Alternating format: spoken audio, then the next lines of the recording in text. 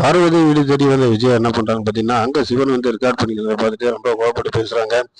எப்ப பார்த்தாலும் 2 பேரும் ஒண்ணாவே இருக்கிறீங்க. இன்னைக்கு தான் வந்து கிளாஸே கிடையாது. எதுக்கு வந்தீங்க சிவன் அப்படின்றாங்க. இல்லங்க மேடம், அவங்க வந்து இன்னைக்கு யூடியூப்ல வந்து ரெக்கார்ட் பண்ணிட்டு இருக்காங்க. அவங்க கதை சொல்லிட்டு இருக்காங்க அப்படின்றவுடனே, விஜய் அந்த ஐடியா கொடுத்தது எல்லாமே வீணாதே. இன்னைக்கு எனக்கு ஏகப்பட்ட சப்ஸ்கிரைபர், ஏகப்பட்ட ஃபாலோவர்ஸ் இருக்காங்க அப்படின்னு சொல்றாங்க. விஜய் வந்து ரொம்ப கோவப்படுறாங்க. என்ன பார்வதி நீ ஏதாச்சும் ஒன்று சொல்லிக்கிட்டே இருக்கிற அப்படின்ட்டு. இதுல என்ன இருக்கு?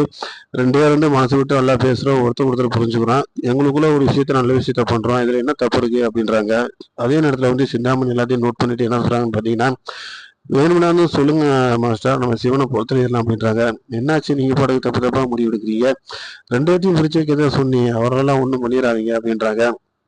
சரிங்க மாஸ்டர், நீங்க சொல்லிட்டீங்க. அதுக்காக வேணா நான் யோசனை பண்ணி அவரை மட்டும் வந்து பிரிச்சு வைக்கிறதுக்கு ஒரு ஐடியா பண்றீன்றாங்க. அவங்க வந்த நோக்கம் என்னன்னு பாத்தீங்கன்னா, அதாவது ரோகிணிக்கும் மனோஜுக்கும் வந்து சாந்தி முகூர்த்தம் முதல் இரவு பண்ணணும் அப்படின்றக்காண்டி 2 பேரும் நாள் குறிக்கிறதுக்கு வந்திருக்காங்க. அதுக்கு ஜோசியரை வந்து நம்ம பார்வதி மூலமா கேட்க வந்திருக்காங்க. அவரும் 4 பிரிச்சு கொடுத்துருக்காரு. என்ன பண்றாங்க பாத்தீங்கன்னா, இவ்வளவு நாள் நான் பிரிச்சு வச்சிருந்தேன். இன்னைக்கு மருமக ரோகிணி கிட்டத்தட்ட வந்து ஒரு ₹40,00,000 ஆர்டர் வாங்கியிருக்கா. அதனால 2 பேரும் சந்தோஷமா இருக்கட்டும் அப்படின்னு சொல்லிட்டு நேரா வீட்டுல வந்து ஃபர்ஸ்ட் டே நடக்கிறதுக்கான எல்லா ஏற்பாடும் பண்றாங்க. பூ அலங்காரம் எல்லாமே பண்றாங்க. எல்லாத்தையுமே முத்து வேடிக்கை பாக்குறாரு. என்னடா இது ₹40,00,000 அம்மா டோட்டலாவே மனசு மாறிடுச்சு. ரொம்ப ஆச்சரியமா இருக்கு அப்படின்றாங்க.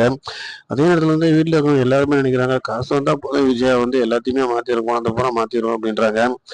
ஏற்பாடு எல்லாம் ரெடி ஆயிருது. நம்ம மனோஜ் நம்ம ரோஹிணி ஃபர்ஸ்ட் ரூமுக்குள்ள போயிடறாங்க.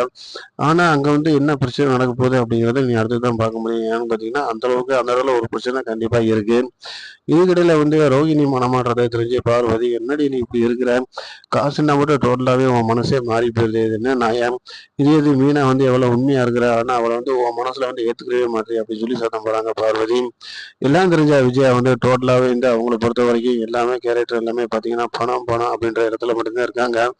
மனோஜ் ரோஹிணிக்கு திரும்ப பர்சனேட் வைக்கிறது வந்து சரியா அப்படிங்கறத வந்து கமெண்ட்ஸ்ல பதிவு பண்ணுங்க, லைக் பண்ணுங்க, ஷேர் பண்ணுங்க, சப்ஸ்கிரைப் பண்ணுங்க.